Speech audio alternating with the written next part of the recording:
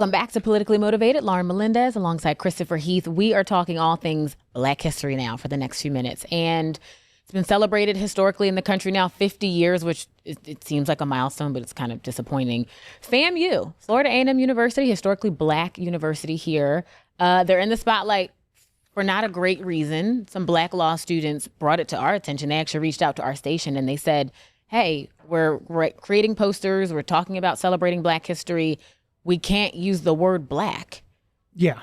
And we just sort of scratched our heads. It's one of those tips that comes in and you're like, there's no way. Right. There's no way this is true. An HBCU, the B in HBCU stands for Black, saying you can't use the word Black during Black History Month.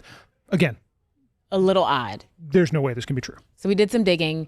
We reached out to the university and they essentially said, look, this happened, but it wasn't the intention of the university to try to censure or tell these students that they could not celebrate their heritage. They said that they essentially were trying to follow the law, follow the new guidelines that have been presented ever since there's been sort of this crackdown on DEI all across the country. This is what Tylisa Hampton Force did some digging into this. And she, initially had the story and had the follow-up when the university clarified. And they're like, okay, it was a staff level error. But to your point, it's Senate Bill 266. This was passed in 2023. And it was one of these things that I remember covering it. And there were so many people raising their hand and saying, this is vague. This is setting out, and the bill basically said you can't use state or federal funds for anything for DEI. Okay, well, diversity, equity, and inclusion is a lot of things. Right. And so now you have universities, FAMU being an example, latest example, they're like, we're trying to comply. We don't know what it means to comply. So rather than risk running afoul of this very vague law, what we're going to do is we're just going to restrict everything to try and stay on the good side of this. It was not a best moment. And to play devil's advocate, there is a level of you feel for these universities. We saw it happen at Harvard. We saw, President Trump come down really hard when a university did not comply with his orders to either repeal or pull back diversity, equity, and inclusion. So like you mentioned, these universities who rely on federal funding, a lot of them who rely on the diversity of international students, they don't want to have somebody say you did something wrong and now you're not going to get what you need. And so like you said, they're doing their best to try to follow the guidelines, but without a lot of specificity, they're sort of left scrambling. And if you want to talk about a university or college within a university that has a reason to be gun shy, FAMU's law school basically got eliminated by the state of Florida. They went over, took all of the law books and basically took them across the street to Florida State University and gave them to them and dissolved FAMU's law school. It wasn't until years later FAMU stood up the law school again. But this is a university that has fought hard to try and get its place and is clearly in a position now where they're trying to comply with the law, but at the same time remembering, the state is watching. Right. The state, through the Board of Governors, through the executive branch, are watching. And there, but for the grace of God, goes New College of Florida, which the state rolled in, redid the entire university, and FAMU's looking at it and saying, if we want to continue to exist in this space, how do we do so without upsetting the people who are watching in Tallahassee? It's just such a tricky, slippery slope. And it's just the irony that an HBCU, historically Black college or university, finds themselves in the position where they have to tell certain students or tell Black students that they have to dictate how they celebrate their Blackness. It's very unique. This was sort of a happy ending. The student reached back out and said that she was really happy. One of the law students who had actually approached Tylisa, said, look, we're thankful that you guys shed some light on this. Things seem like they're back to normal. It was a misunderstanding, but this is like a microcosm of a bigger issue. Yes. And then the other one is, so the Tampa Bay Lightning. New jerseys.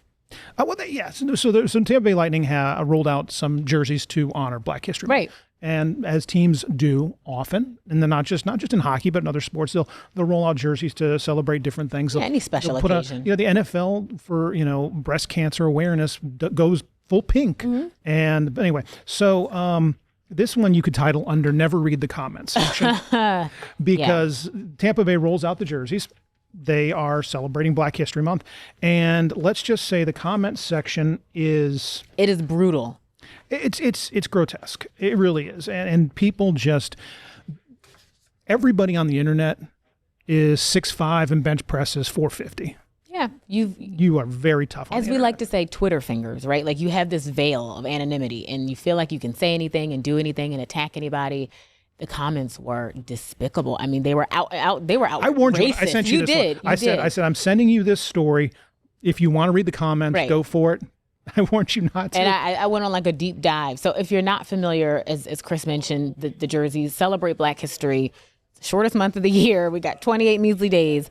The design is black, green, and yellow, which are Black history colors, and they actually do pay homage to, I should say, the Renaissance. Really, I mean, this is when those colors sort of took hold and became synonymous with black, all things black, excellence, Black greatness.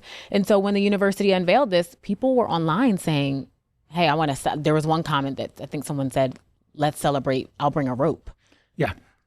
Sort of highlighting or making a reference to hanging Black people, which lynching people. Yeah, lynching people. And I mean, it is, and we're sitting here not too far from Groveland, where, if you've ever read Devil in the Grove, go read that about what happened there. But so, but now, to be fair, not all of the comments. No, it was in fact, divided. the vast majority Right. were cool with it, or praise the jerseys. And again, it's the internet is a cesspool of humanity. I think it reminded me of, I remember I was having conversations after Barack Obama was first elected, and everyone was like so excited, first Black president. If for no other reason, it was a first in America, right? Mm-hmm. It was an opportunity for Black people to feel seen, to see a version of themselves in a position of power. And then the country elected President Donald Trump. And no matter what aisle you are on politically, it just showed you, again, 4 years later, how much of a shift and how much of a divide there was in our country, that we wanted one type of person, we wanted another type of person so close to each other. So these comments reminded me that there are always going to be people who are going to stand on the right side of history in terms of just embracing change. You don't have to like a design, but you don't have to say things that are racist about him. Yeah, well, I think people feel a level of, again, it's the anonymity of the internet. You don't have to be yourself. Like there are things you wouldn't say to a person to their face, right? Or you wouldn't say if it was your face being recorded. But if you can hide behind an avatar and hide behind a screen name and nobody ever knows who you are, you feel emboldened to be the worst version of yourself you could possibly be. And I've been on the receiving end in my career of a lot of negative things sent to me, either through Twitter or Facebook.